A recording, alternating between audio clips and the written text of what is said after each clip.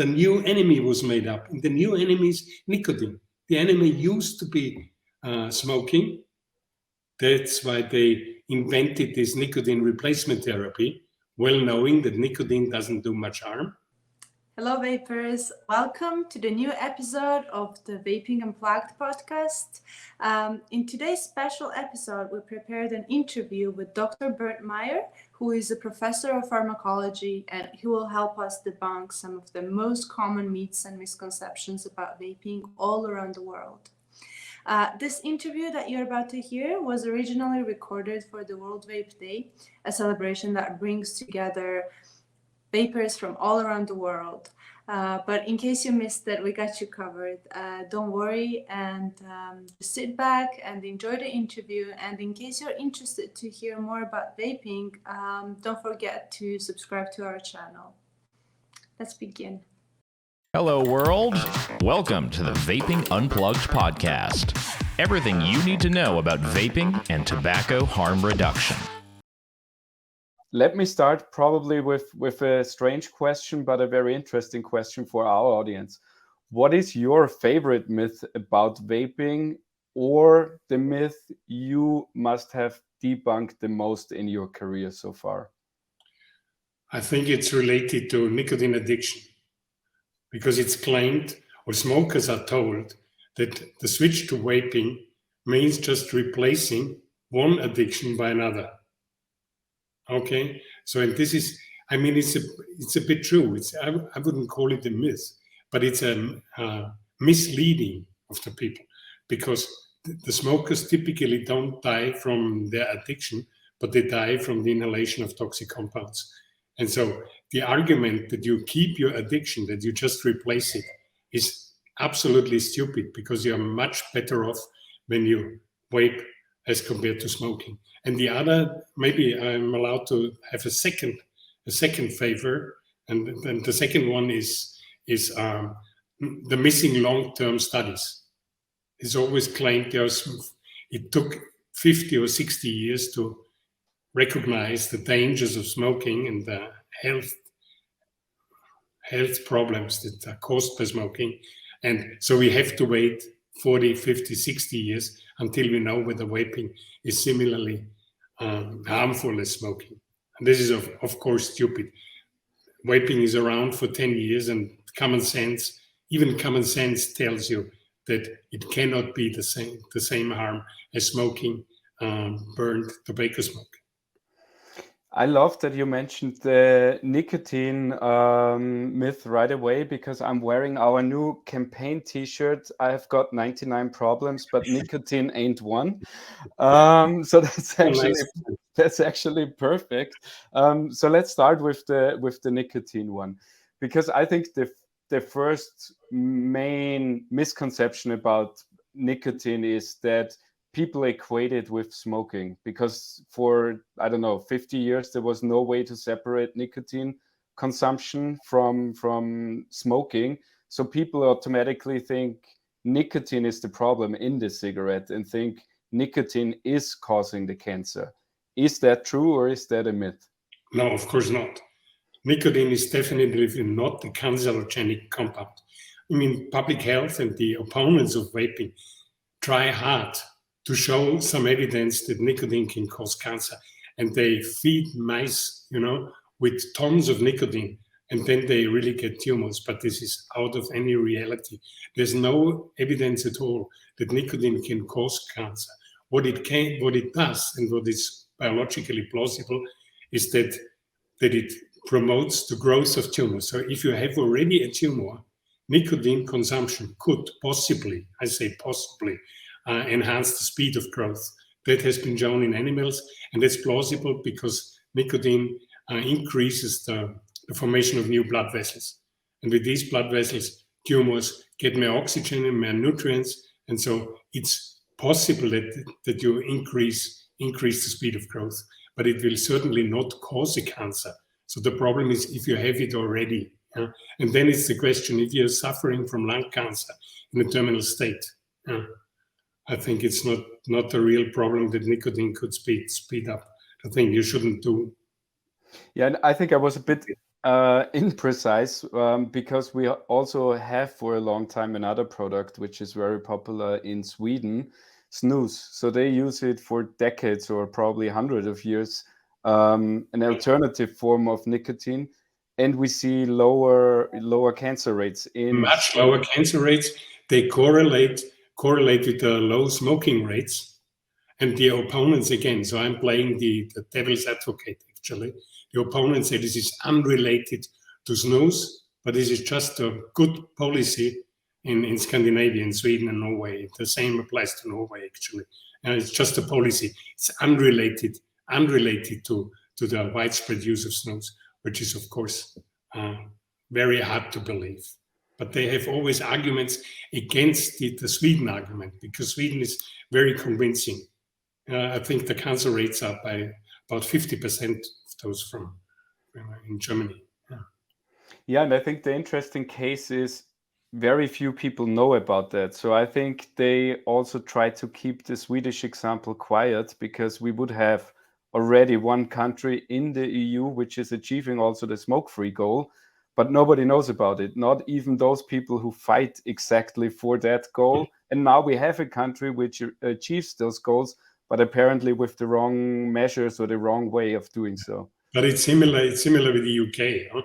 I mean, I'm always told the UK doesn't count. This is an island, and the UK policy and UK experience with e-cigarettes doesn't count because they are far away. Now they're even out of the EU, so they don't count. Isn't that crazy? They don't have different lungs. I mean, I suppose that the British people have very similar lungs to our lungs, but still the experience and all the studies and so on, that doesn't count. Yeah, it's a different parliament, so obviously then they have different lungs as well, apparently. And sticking for one more question with nicotine, you already mentioned it, the difference between addiction and dependence. Maybe you can explain a little bit that, and what role does nicotine actually play in smoking dependence?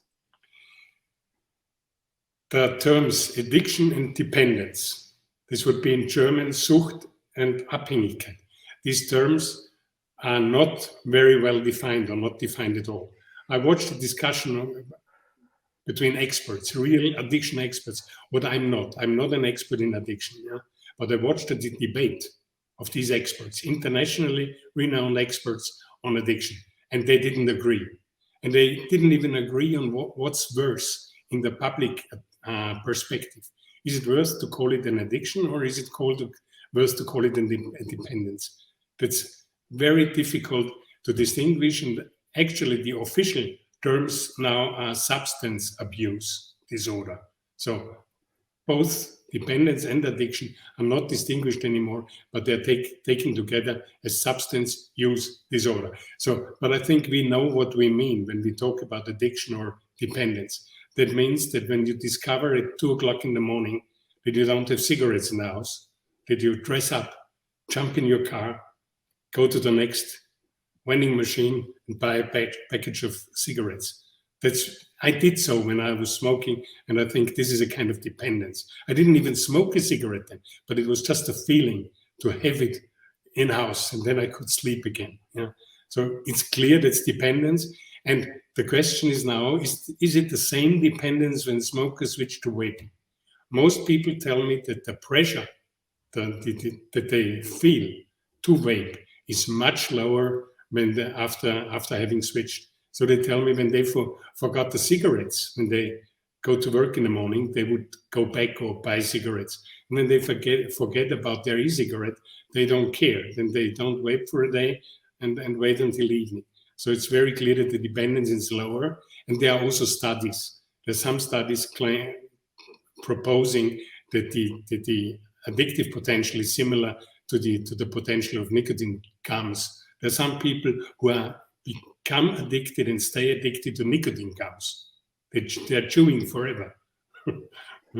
I mean, that's the next interesting point when it comes to nicotine, because it seems to be only a problem in vaping products or in pouches, but not in nicotine gums or patches or something like that. Of course. Now, of course, it's a neurotoxin only in e-cigarettes, not in the gums and in the patches.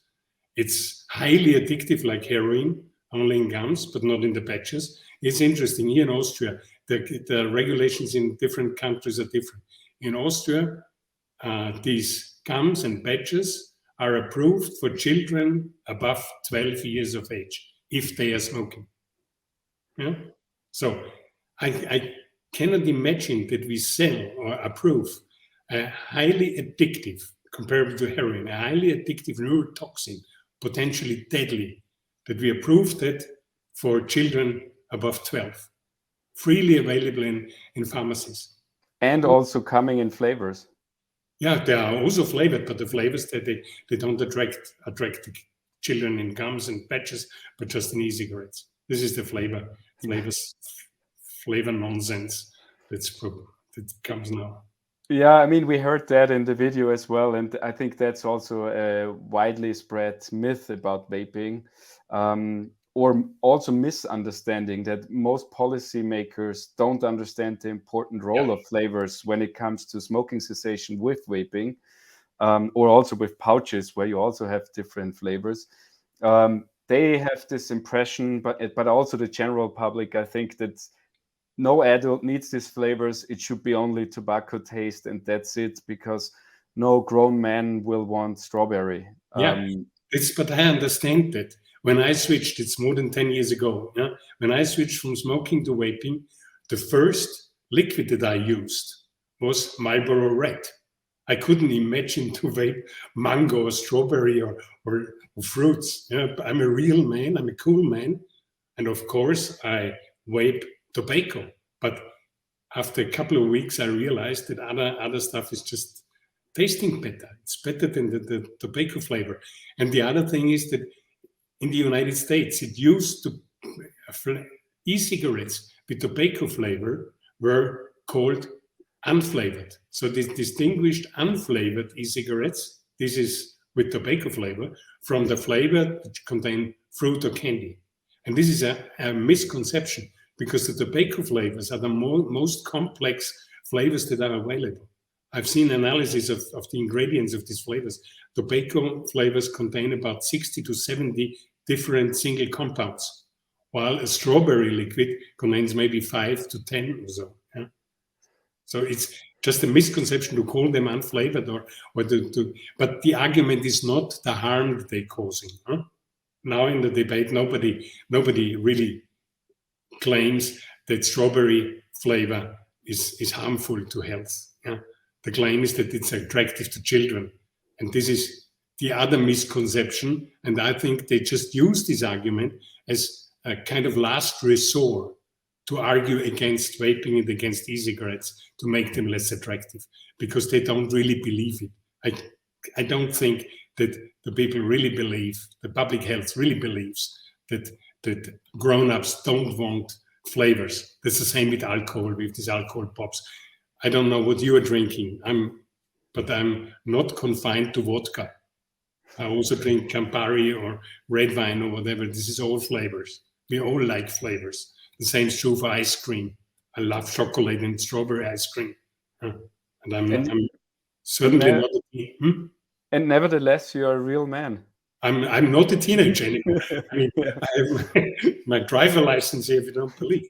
I'm not a teenager. And that's true for everybody. And there are enough studies out, which surveys where they ask vapers, what do you consume?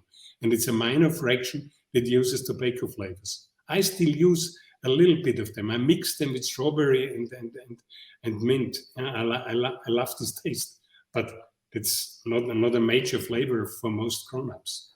Yeah, and I think the misconception goes further because they don't understand that we also switch flavors, that you can get some kind of flavor fatigue. So it doesn't make a difference if they only allow tobacco, only allow strawberry. It will be the same result, that people get annoyed by it and want something else. And then the question is, where do they get this something else? From the black market or from the regulated, controlled vape shop? Man, what will happen probably is that people start to add their own flavors. I mean, flavors are available everywhere, and then they take these food flavors, not knowing which are suited and which are not suited for vaping, because you cannot vape all, you cannot vape oils. You can so you have to know what you can use and what you cannot use. In vape shops, it's no problem because they just sell the proper flavors. But in the do-it-yourself, sooner or later, some idiots will mix the wrong flavors. And we had this with the EVALI in the United States. And then they blame it on the e-cigarettes. It's really dangerous, in my opinion. Yeah, and I think you already mentioned it as well in the second answer you gave about the flavors, that a lot of people who are against vaping, they know they can't ban it right away anymore. I think especially politicians, they know, okay, this is too much of a backlash, so they opt for the second best option, which is banning flavors, while knowing that would be a de facto ban kind of for most people. Since I'm in this field and active in this field, what I see is the overall goal is to make vaping as unattractive as possible. That started 10 or 12 years ago when Böttcher Langer suggested that freely available e-cigarettes should be gray or black. All colored e-cigarettes should only be sold in pharmacies, because the colored e-cigarettes, they attract children, and we grown-ups, we just use black and gray e-cigarettes. This, I'm not joking, it's still published in the publication of the DKFZ. Yeah. And on a more general basis, to end this, why do you think, or where do you think comes this from? Is it not understanding the potential for public health, or is it just blatant hatred against nicotine consumption? Does quitting smoking need to hurt for those people, and it can't be a pleasure like vaping does? Where is this coming from? Because it's actually not that complicated to understand that it's less harmful, so it's better for public health than when more people switch to less harmful alternatives. It's not rocket science. You now said is the central message. That should be sufficient. It's 100, let's say 50-fold less harmful than smoking. So the message should be for every smoker: try to switch, leave smoking, go to vaping. That's very clear, because it's less harmful. Then we can debate about everything else. We can debate about children and about the youth protection and stuff like that. But the first message should be it's less harmful. That's what you said. But why is this not the case? This is a very complex question, actually. And in my book, I wrote a whole chapter about this controversy, where it comes from. Yeah, it's not a scientific controversy. All scientists on this world who are worthy of their name, the real scientists, agree on this matter. There's no debate. Yeah? So the debate is in policy, is in public health, and not in the science. The science is very clear. There's an international consensus that vaping is 50 to 100-fold less harmful than smoking. That's very clear. Yeah? So where does it come from? I think this is a combination of money and ideology. Yeah? So the money, of course, there's hardcore money, financial interest in the cigarette market for many stakeholders. I don't want to blame anybody, but I think we all know who's interested in the smokers. It starts from the state, of course, because of the taxes, what they try in Germany now. They have increased the taxes to amazing highs. Yeah? I mean, instead of reducing it, this is one thing. And then the other thing is, of course, the ideology. And the ideology, there are people in public health who spend their life on trying to reduce smoking rates with terrible measures like these shock pictures on and bans of smoking. Even in parks, you are not allowed to smoke anymore. The public, meanwhile, thinks they get cancer when they see a smoker 100 meters away. Yeah? So they tried everything. Yeah? They raised the costs and did everything, but with very little success. So the smoking rates were keeping on a high level for a long, long time, for decades actually. And now suddenly, without their input, without any help from public health, in a bottom-up process, people start to do it by themselves. They just go to a shop, buy an e-cigarette and stop. So I can tell it from my own experience. What I tried, and I had medical help, I had courses and everything. Nothing could stop me from smoking. But the first e-cigarette, and it took me 3 more weeks, and I was a non-smoker. And so this is, of course, for people who spent their life in this topic. I mean, it's a disaster that their life is ruined.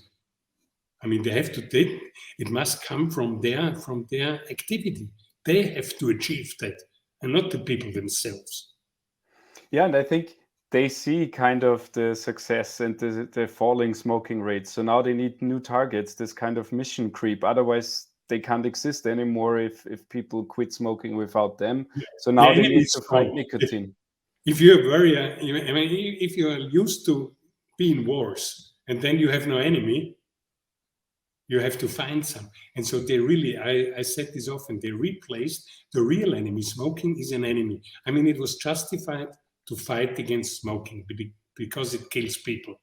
But then there would be a possibility to get rid of this smoking with e-cigarettes. I remember this when this was in 2006 or 2007 when I saw the first e-cigarette. I had it in my hands. And I said, okay, now it takes another 15 years and then nobody will smoke anymore in this world. And I'm still convinced if public health would have been behind this product and would have, really informed the public, then my prognosis would have been probably right. But I never expected such, how shall I say, such a fight against this product. When I wrote to non-smoking organizations, to different organizations, told them about this e-cigarette. And instead, I expected it. I said, fantastic, we need that and so on. I got shitstorms, I got mails from all over different places, whether I'm crazy and no, and they're still inhaling. And so the new enemy was made up. And the new enemy is nicotine. The enemy used to be smoking. That's why they invented this nicotine replacement therapy, well knowing that nicotine doesn't do much harm. Otherwise, they wouldn't recommend nicotine. And now they realized, oops, this smoking is not the real enemy because we are in danger that it's gone. So we need a new enemy, we need a new fight, and the new enemy is nicotine. And interestingly, I've seen this often, they write in one paragraph, keep away from e-cigarettes because of the deadly nicotine. And in the next paragraph, they suggest nicotine-containing medicinal products for smoking cessation. This is on the same page, or in two sentences that they speak in interviews, and nobody realizes that. I don't understand. Well, I think I can assure you that we as vaping consumers, we keep fighting against those kind of myths and this crazy and illogic opposition against vaping and harm reduction in general. And we are super thankful that you joined us for debunking some of the most common myths. And I hope we can spread the truth further and help more people to switch to less harmful alternatives and fight back against this misinformation. We've stopped so many people to switching to less harmful alternatives. So thank you. Yeah. Okay. Yeah. I thank you. Thank you for joining us. Again, like last year, we highly appreciate it and have a nice day. Yeah. Thank you. Bye-bye.